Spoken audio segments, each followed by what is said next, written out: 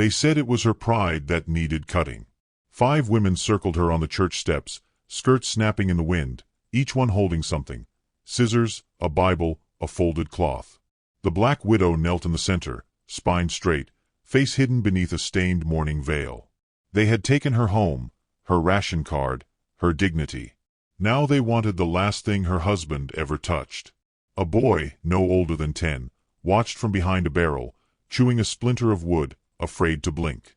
The whole town seemed to hold its breath, not because of what they saw, but because none of them stopped it. "Call it humility," hissed Mrs. Caro, wife of the deacon, as she yanked the veil away. "You wear your grief like armor. Let us make it softer." Callie Dunn did not cry. She hadn't since the noose creaked above the cottonwood. Her hand stayed folded in her lap, bound with rope too rough for ceremony, too personal for law.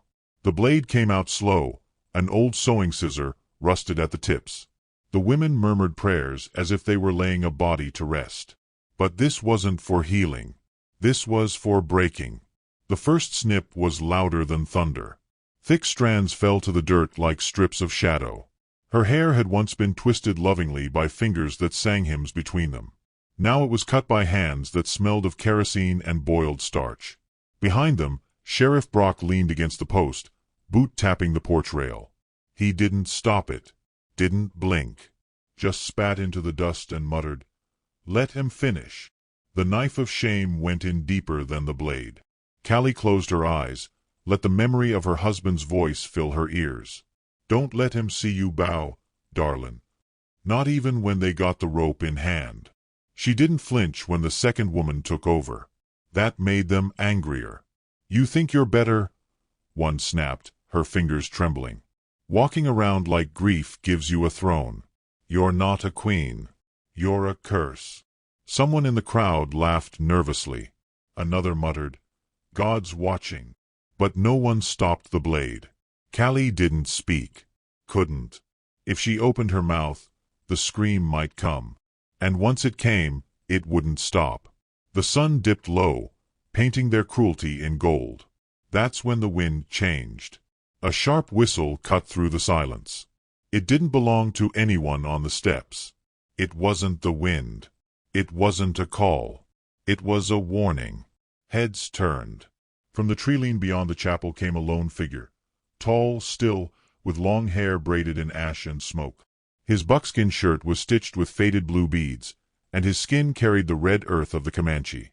He walked like he owned the ground underfoot, like silence had followed him too long and now owed him a favor.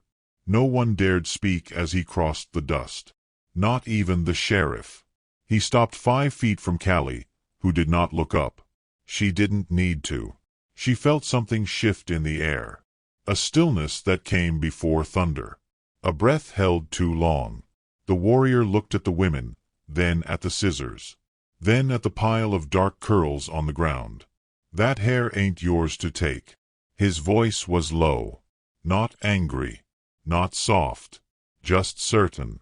Like gravity. Like prophecy. Mrs. Caro's face paled. She's being corrected. This is church matter." He took 1 step closer. "No church I ever seen cuts flesh to reach God." Sheriff Brock straightened. "Ain't your fight, red man?" The Comanche turned his head. One eye was swollen from an old scar. The other was steady, unreadable. Maybe not. But that rope on her hand says somebody here's already lost theirs. No one moved. The tension stretched until it hurt.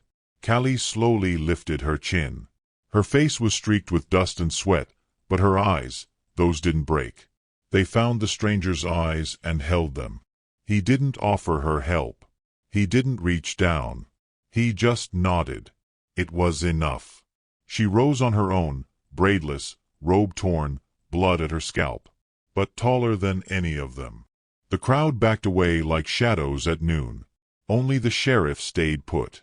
"You planning to walk her outta here?" "I'm not walking," said the Comanche. "I'm waiting. What happens next is up to her." Everyone turned to Callie. The wind picked up. A storm was forming on the edge of the prairie, dark and low. She looked at the blade still in the woman's hand, then down at her hair in the dirt. Her voice, when it came, was hoarse and quiet. "I buried my husband without a name on his grave. I ain't burying myself next to him just to keep this town comfortable." She turned, slowly, and walked toward the trees. The stranger followed her, but only once she passed him. And no one stopped them. Not even the boy by the barrel, who would one day grow up to remember the day a widow didn't bow, and a warrior made the silent speak. She didn't speak for the first 2 miles. The Comanche warrior trailed her through scrub brush and thornweed, close enough to hear her breath, far enough not to own it. Her feet bled where the stones split her soles, but she didn't slow. Not for pain. Not for fear. Not even for the man who had stopped her shaming and now followed like a storm that had chosen its thunder. When she finally stopped, it was beside a dry creek lined with brittle bones of cattle long dead. The sky hung heavy, low with rust-colored clouds that hadn't rained in weeks. She turned to face him then, fists clenched, jaw tight. "I don't owe you thanks," she said. His expression didn't change. Didn't ask for any. She narrowed her eyes. "Then what do you want?" He shrugged once, barely more than the breadth of a shoulder. "To see if you'd fall." "I don't fall." He looked at the blood on her heels. "You bleed." Not the same thing. She didn't ask his name. She didn't offer hers. But he nodded like he already knew what it was. Not the name on her papers. The one her mother whispered when the fever came. The one the land still remembered when it groaned under boots. He stepped past her and set down a flask. Leather-wrapped. Worn from years. She didn't move. "You following me for a reason?" she asked. "Not following. Just headed in the same direction." "Which is?" "Anywhere this town ain't." The creek snapped with a sudden gust, a crow lifting from a dead tree like a secret spilling into the wind. Callie flinched. The man didn't. They walked in silence again, up past the edge of the scrubland, toward the slope where an old hunting lodge leaned against a hill like it had forgotten what standing meant. Boards gray with sun. Door half off its hinge. Bullet holes in the shutters like eyes that had seen too much and never looked away. He opened the door and stepped aside. Not inviting her. Just waiting. Inside, dust danced in shafts of dusklight. There was no table, no fire. Only a blanket rolled tight in one corner and a rifle propped beside it like a sleeping snake. "You live here?" she asked. He knelt, started building a fire from bark and memory. "I stay where ghosts don't argue." The words curled in her chest like smoke. She didn't say it, but she felt it, the kind of tired that doesn't come from walking. The kind that comes from being watched too long by people who never saw you. As night pressed against the boards, he finally spoke again. "Your man. He was the one that farmed the Riverbend patch, wasn't he?" She stiffened. "You knew him." "I knew of him. Fought beside him once. Not with guns. With papers. We tried to keep a bit of land out of government hands. He used his voice. I used mine." She sat slowly, lowering herself onto the dirt floor. "Didn't work." "No," he said. "They killed him. And took the land anyway." Her breath shook. Not because she didn't know, but because he said it plain. Not like it was tragedy. Like it was truth. "And you?" she asked. "What do they call you?"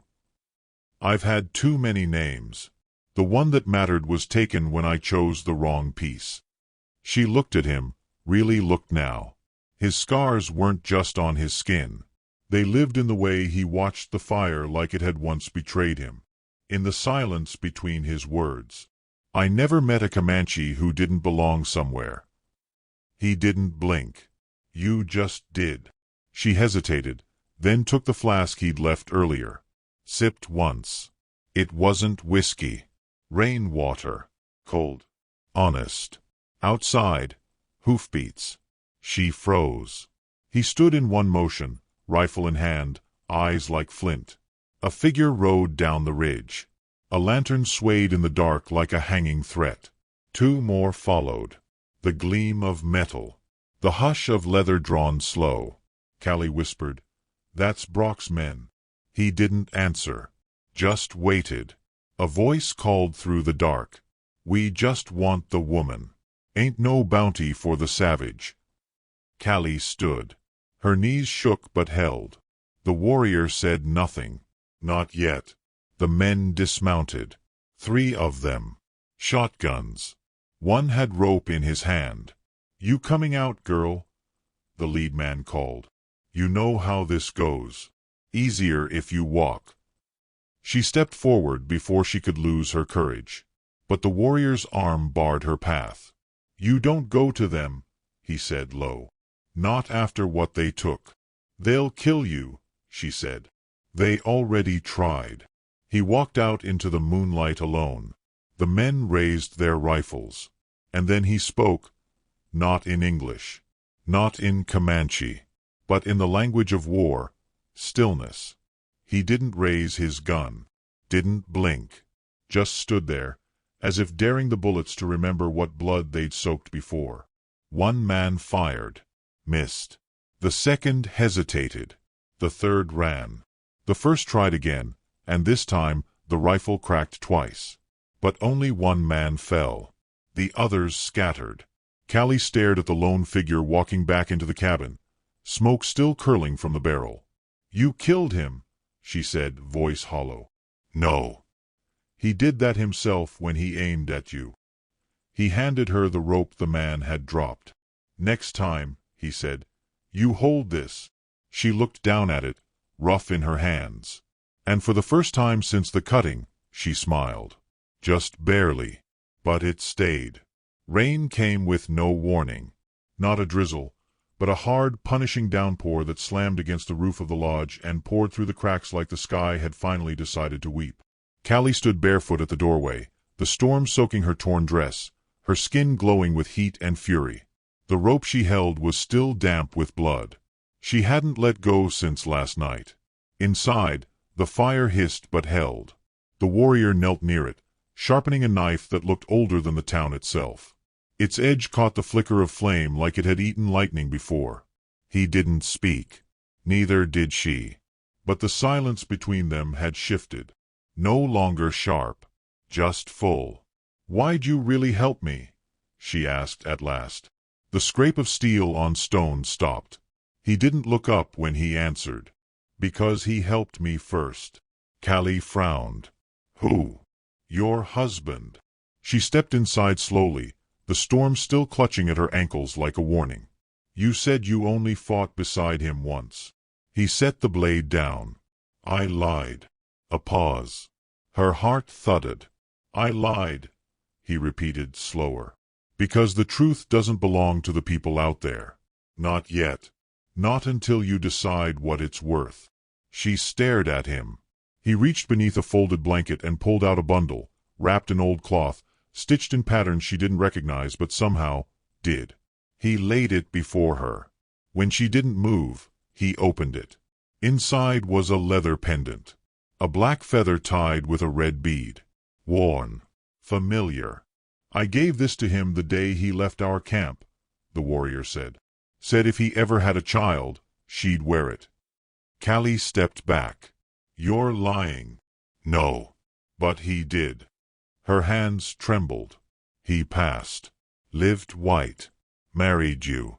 Hid every name he came from. But that don't erase what ran in his blood. And now, yours." She sank to the floor, knees giving way. The air collapsed around her. "My mother." Her voice cracked. She used to hum songs with no words. Said they were older than she was. That the trees would answer if I listened. She wasn't wrong. The fire popped. Rain smacked the glass. Her mind tumbled. "But he never told me," she said, choking. "Because truth costs something," he said. "He paid his price. Died trying to keep a patch of land with bones underneath. Not just for farming. For remembering." She clutched the feather. "Why tell me now?" "Because it's time to bury lies," he said, standing. "And raise names." There was a knock. Not a fist. A staff. A thud that echoed like judgment. The warrior reached for his rifle. But Callie stood first. "No," she whispered. "Let me." She opened the door. 5 men stood in the rain, coats slick, faces drawn. Behind them, the preacher's carriage. And a pale man with wet curls, the mayor's aide. "We come for her," he said. "Town wants closure." She took shelter with a savage. Hid from justice. Killed a man. Callie stepped into the mud barefoot, face lifted, hair matted to her scalp. The feather pendant hung from her neck now. "I killed no one," she said. "But I won't run from what you fear." "You fear us," one man growled. She stepped closer. "No. I pity you." They shifted. Guns twitched. "I know whose land this is now," she said. "And I know what my husband died for. Not cotton, not coin, but memory." The preacher pointed a shaking finger. "You're a liar. You don't belong to them. Or us." She held up the badge the warrior had taken from the sheriff, its edges dark with blood and rain. "This town killed its law. I'll bury it with the rest of your secrets." Behind her, the Comanche warrior stepped into the storm, braid loose, eyes calm. "You want blood," he said. "Then take it." The men stared. No one moved. The preacher's horse reared, frightened. The carriage rocked. The aide cursed and stumbled back. And just like that, they broke. Not with a fight. With fear. Fear of what didn't flinch. Of what didn't hide. One by one, they turned their backs. When the road was clear, Callie let the feather fall back to her chest. "I don't know what I am now," she said. "You're not done," the warrior answered. Thunder rolled like drums in the hills.